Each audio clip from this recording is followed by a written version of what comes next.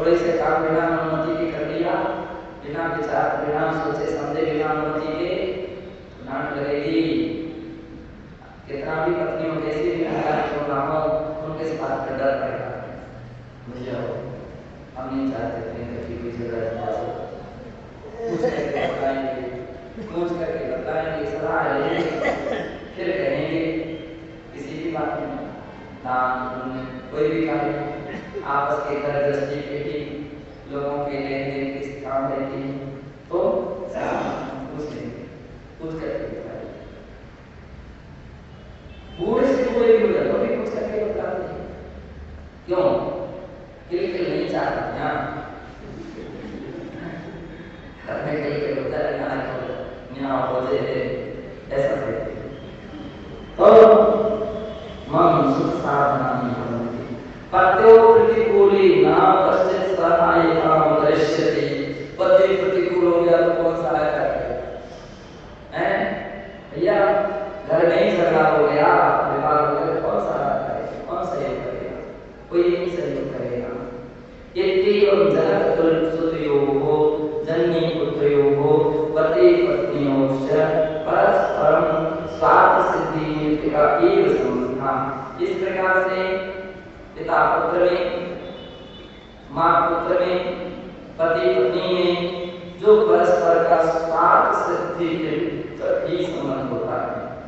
यदैव उभयो रेकस्य स्वार्थ ध्वंसमपेक्ष्य अन्यस्मात् वैकृष्ण्यं जायते तदा सैव संबंधो दुर्भावनिष्ठत्वात् विपरीत्यं प्राप्नोति। कि जो ही दोनों में से किसी एक की स्वार्थ सिद्धि नहीं होती है, उभयो एकस्य स्वार्थ ध्वंसम, दोनों में से किसी एक का भी स्वार्थ का ध्वंस यानी स्वार्थ टूट जाए, स्वार्थ सिद्धि ना हो तो अन्यस्मात् वैकृष्ण्यं जायते, तो दूसरे के प्रति बेमनस्सता उत्पन्न हो जाती है। हम हमारा काम नहीं करो, जो नहीं करो, हमें कोई काम नहीं करना, जो करो सब काम हमें कुछ नहीं। देखो अगर किसी धर्म का काम ना हो तो सारा काम जरा ऐसा करो कैसे नहीं बना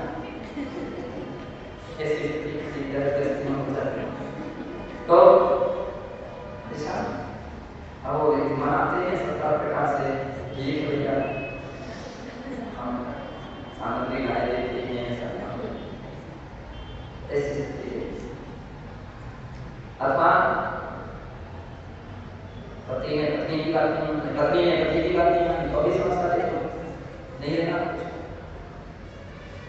जो भी पैसा कमा के लाएंगे उसके लिए नहीं देना। करते रहो बात ये सामान चाहिए, वो सामान चाहिए, ये खत्म हो गया, कुछ भी नहीं रहना, बिगड़ जाएगी बात। तभी वह संबंध दुर्भावग्रस्त होने से विपरीत रूप धारण कर लेते हैं। तयो एको अन्य प्राणवलमपि कर्तुं निस्ततोऽपि भवति। कह रहे हैं कि फिर तो दोनों में एक दूसरे के प्राण लेने में भी कोई निस्त्रता यानी लज्जा से रहित हो जाते हैं। विगत प्रकोपम लज्जा से रहित हो जाते हैं। ऐसे ही जब जानो कोई आपस में खटाखटी हो जाती है, आप देखो ऐसे ऐसे शास्त्रों में कहानियां आती हैं, उदाहरण आते हैं, उल्टानाई अलगकारणी करकसवचन कुचारे दो कुलन की लाज गवावे पति को विसदे मारे। इस पति को विसदे कभी पति पत्नी को कुछ भी करूं तो ऐसे ही निष्ठुरताएं संसार में देखी जाती है। अन्यच्च एके पारिवारिक संबंधा निर्दोषतया प्रवर्तितापि परस्पर लाभ प्रवर्तिताः। और भी अन्यत्र पारिवारिक संबंध जो है वो निर्देश रूप से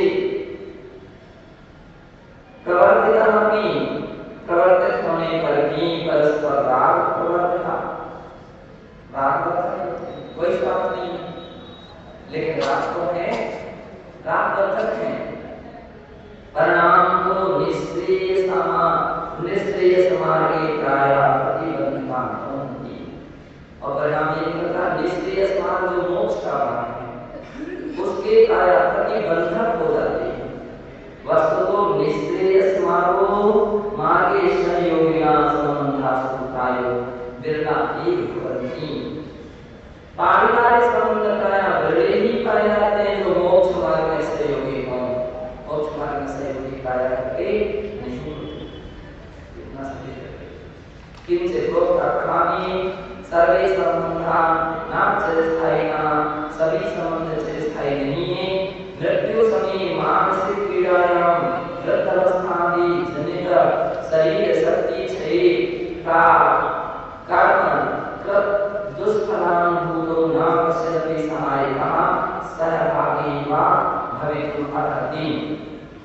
मृत्यु के समय में, मानसिक पीड़ा के समय, वृद्ध अवस्था के समय में और उस समय उत्पन्न होने वाली शारीरिक शक्ति की क्षीणता में प्राप्त करने पर दुष्फलानुभूतो, पहले के युग के कर्मों के उदय के में जब फल प्रदान करते हैं उसकी अनुभूति के समय ना कश्चिदपि सहायक, कोई भी सहायक नहीं होता है, ना सहभागी होते हैं, ऐसा जानना चाहिए। जन्मांतरे तो भिन्ना एक संबंधो जायन्ते, अन्य जन्मों में भी संबंध विनष्ट हो जाते हैं। पूर्व जन्म संबंध विस्मृता, फिर पूर्व जन्म के संबंधों को व्यक्ति भूल जाता है। विच्छिन्ना एक भवन्ति, और वे संबंध नष्ट हो जाते हैं।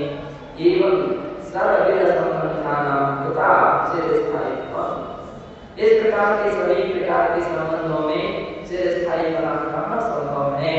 अपने जब तेषां अवास्तविकत्वं से विज्ञेयं, वे अवास्तविक हैं ऐसा जानना चाहिए। दाताया तात्पर्य इदं यद् भो मनीषी, कह रहे हैं दाता का तात्पर्य यह है कि हे मनीषी, लौकिक संबंध उपेक्षणीयाः, लौकिक संबंध तो उपेक्षा के योग्य हैं, ये अपेक्षा के योग्य नहीं, छोड़ने योग्य हैं, मध्यस्थता रखने वाले हैं। ज्ञान दर्शनादि अनंत गुण स्वरूपा शास्त्र चैतन्यमयो निष्ठुतात्मा एव वास्तविक संबंधी, है ना। ज्ञान दर्शनादि अनंत गुण स्वरूप जो शास्त्र चैतन्य में अपनी शुद्धात्मा है, उसका ही वास्तविक संबंध है। अन्य चेतना चेतना व पदार्थ है ना, उससे अन्य भिन्न चेतन या अचेतन पदार्थ हैं, भिन्न स्वभाव है। तई सह संबंधो असद्भूता, उनके साथ जो भी संबंध है वो असद्भूत है। अतो निजात्मनि के वृत्ति कार्यो, इसलिए अपनी आत्मा में वृद्धि करना चाहिए। आख्यान सुखात्म मोक्ष प्राप्ति से विधास्यति, वही अक्षय अनंत सुख रूप स्वरूप जो मोक्ष की प्राप्ति उसी से होगी। इत्येवं बारंबार चिंते अनुप्रेक्षा स्वचेति, इस प्रकार के बार-बार चिंतन करना, एक अनुप्रेक्षा स्वचेति, इसका अनुप्रेक्षा कीजिए, बार-बार चिंतन कीजिए। अतः इस प्रकार से ये कथन करने वाली ये गाथा पूरी हुई। कहने का तात्पर्य हम सभी को संसार की स्थितियों का अच्छी तरह से चिंतन गहराई में होना चाहिए। क्यों? अगर साधु हैं, अगर इतना गहरा चिंतन आपके पास नहीं रहा तो किसके पास चिंतन? संसार कैसा है? संसार कैसा है? साधु किसी से पूछ ले ये संसार कैसा है, तो फिर इंसान इस मार्ग पर कैसे है? तुमने क्या चिंतन किया, क्या मंथन किया, तो आपके पास इतना चिंतन होना चाहिए कि आप हेड मास्टर बन जाएं इस विषय में। क्या बन जाए? हेड मास्टर, विशेषज्ञ, डॉक्टरेट उपाधि को पाने वाले हैं। हम जानते हैं संसार कैसा जाना है, तभी तो छोड़ा है। छोड़ा है तो खाली दिखावी में नहीं, अंतरात्मा से छोड़ा। वृत्ति भी है तो अंतरात्मा से भी। तो इस प्रकार की स्थिति अपने जीवन में आना चाहिए, तो एक अनुप्रेक्षा सार्थक और सफल हो जाएगी।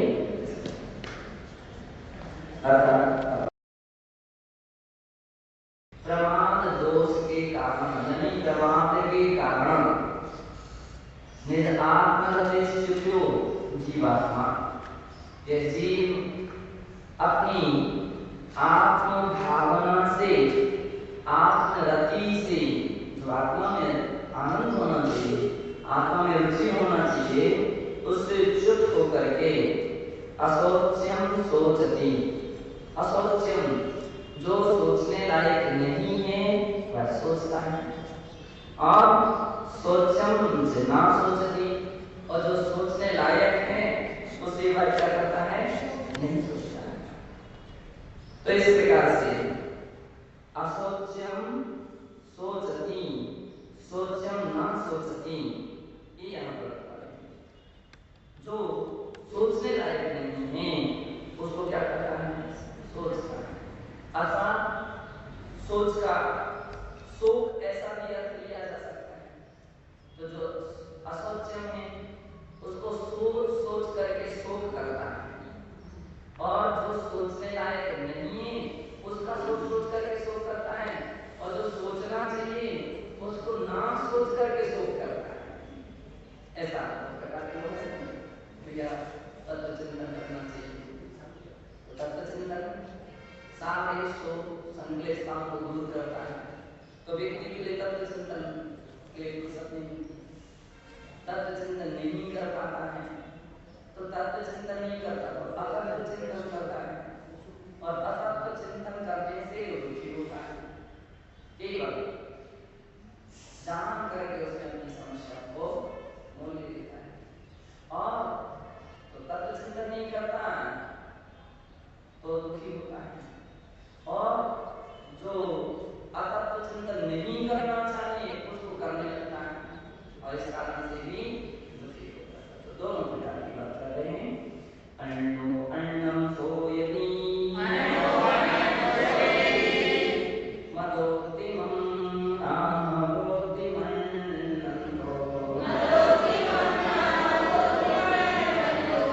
अपान्नो सोयति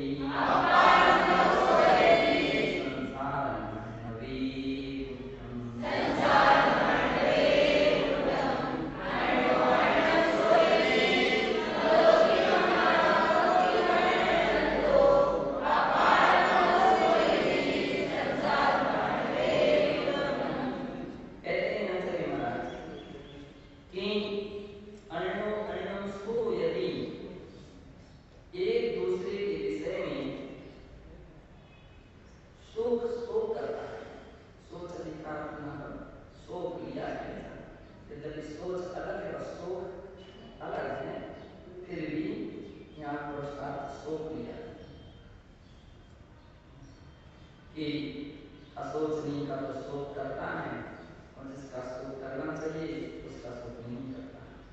यहाँ कहते हैं अन्नो अन्नम सोयति, एक दूसरे के विषय में कि मेरा स्वामी मृत्यु को प्राप्त हो गया, ऐसा मानता हुआ संसारी जीव क्या कर रहा है, अन्नम सोयति, अन्य के विषय में शोक करता है, शोक करता है, और अपान्नो सोयति, और अपने आत्मा के विषय में कुछ नहीं शोक करता। मतलब है संसार मरने बुद्धम, जो आपकी आत्मा संसार रूपी समुद्र में डूब रही है उसके विषय में जरा भी नहीं शोक करता है कि देखो हम कितने कर्म को मान रहे हैं, अपने अंदर कौन से कर्म का संसार परिभ्रमण हो रहा है, विभिन्न प्रकार के कर्म का आश्रय हो रहा है, कर्म का बंध हो रहा है, इतना ज्ञान भी नहीं, ज्ञान ही नहीं।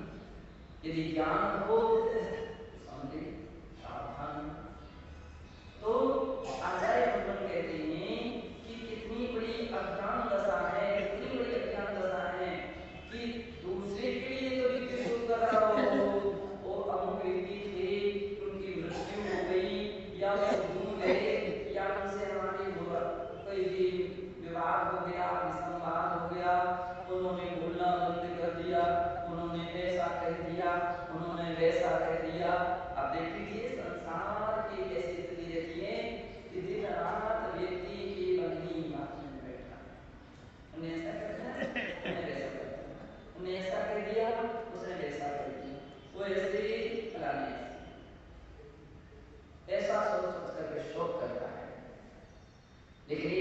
सोचा कि सुख हमारे संसार में भ्रमण कराएगा, संसार में डुबाएगा, संसार में घुमाएगा, असुर कर्मों का, असाधा कर्मों का आश्रय करेगा, बंद करेगा, इसके विषय में सोच नहीं हो पाता है, क्योंकि इस दिशा में चिंतन ही नहीं जा पाते हैं।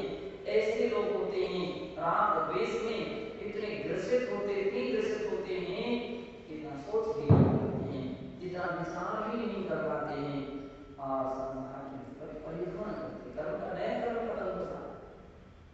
शोक जो है असाधा व्यक्ति कर्म के आश्रय का कारण माना गया है। दुख शोक तापा कुंदन बद प्रेत ज्ञान क्रोध स्थानीय असत असाधा वेदनी कर्म के आश्रय का कारण है। वो इस प्रकार का करता है, अपने विषय में कुछ नहीं सोच पाता है। सर्वोदय इयं गाथा मूलाचार ग्रंथे की समानता। यह गाथा मूलाचार ग्रंथ में भी 703 नंबर पर आई है। मम नामो अयं मम नाथा स्वामी शास्त्रां भर्ता पतिर्वा मदो मृत्यु मृत्युं प्राप्तः इति। कह रहे हैं कि मम नाम तो ये मेरा नाथ था। नाथ स्वामी को बोलते हैं, पति को बोलते हैं, शासक को भी बोलते हैं, है ना। तो नाथ जो भी जिसका पालक है या जिसका संचालक है वो उसका नाथ पता है।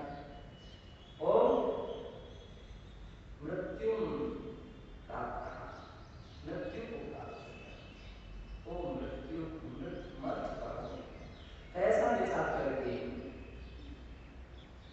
मनवाना स्वीकुर्वन् जानन्ता, इस प्रकार का जानना हुआ। अण्यो वर्णम स्वयं अन्योजनो जन्म जन्म अन्यम सोचति परात्म भूते जने मृते सति शोकम विगत्यति।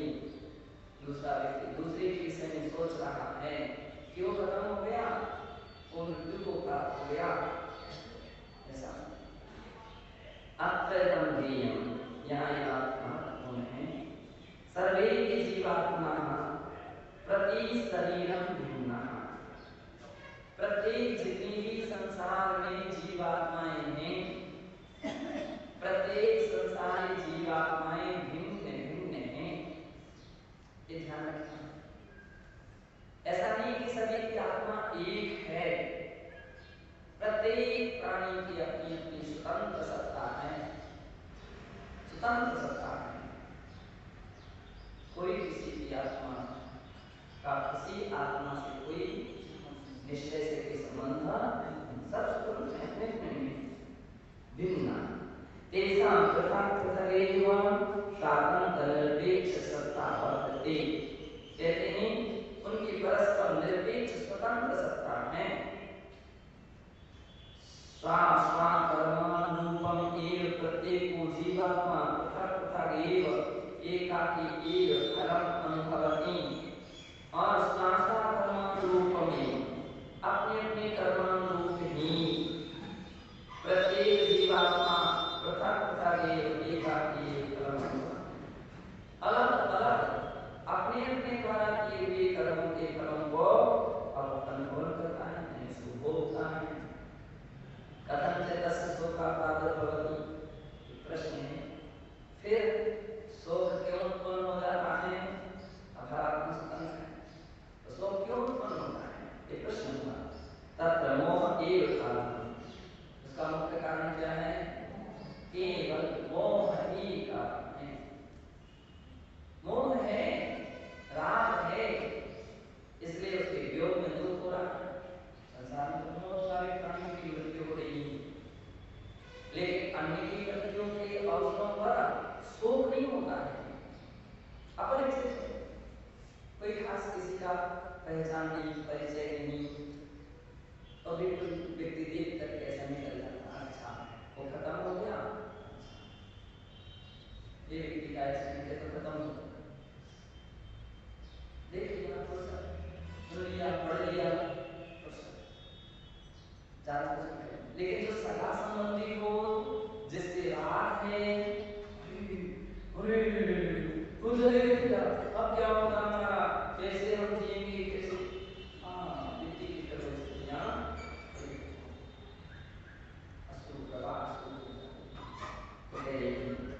ये सब इसका कारण से उत्पन्न हो रहा है मोह एक कारण से।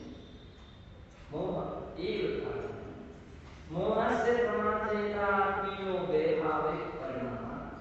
और कह रहे हैं मोह प्रमाणित आत्मा का वैभाविक परिणाम है, स्वभाव नहीं, क्या है, विभाव है, वैभाविक। तेन त्रस्तनिदात्मा इतर पदार्थे ममत्वं संजायते। जब ये विभाव दशा में आत्मा का उपयोग पहुंचता है तो फिर अपनी आत्मा और इतर पदार्थों में ममत्व भाव होता है, अपनी आत्मा के साथ इतर पदार्थों में ममत्व भाव होता है कि हमारा अमुक रिश्तेदार था, हमारा अमुक कुटुंब था, अमुक संबंधी था। इस प्रकार की स्थिति उत्पन्न होती है। किसके कारण से उत्पन्न होती है? ममत्व। और ममत्व क्यों होता है? मोह के कारण, प्रमाण के कारण। उत्तम से समय सार की गाथा 96 में कहा एवं पराणि लवाणी अव्ययं गुण संबंध बोधियो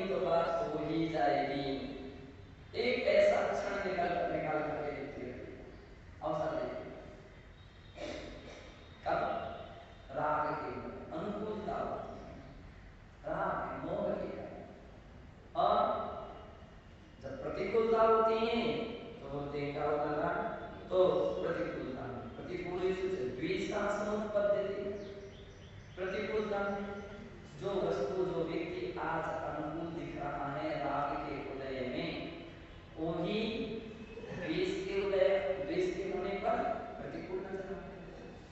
अब बात देख लीजिए, सुकुमार मुनि महाराज थे, उनके गृहस्थिक जीवन की भाभी अथवा सुकौशल की मां, ऐसा सुकौशल मुनि महाराज थे, उनकी मां, एक ऐसा समय था कि अपने बेटे के अपने महल से भी बाहर नहीं जाने देते थे।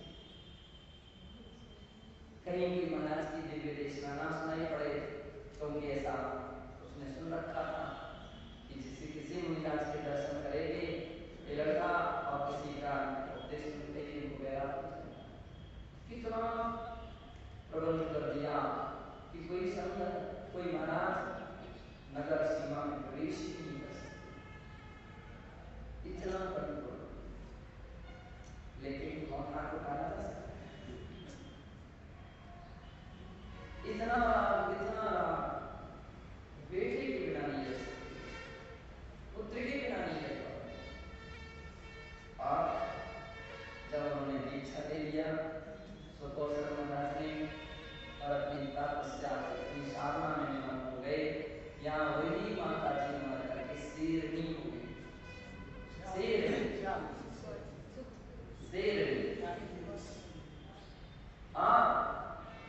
उस शेरनी ने क्या किया?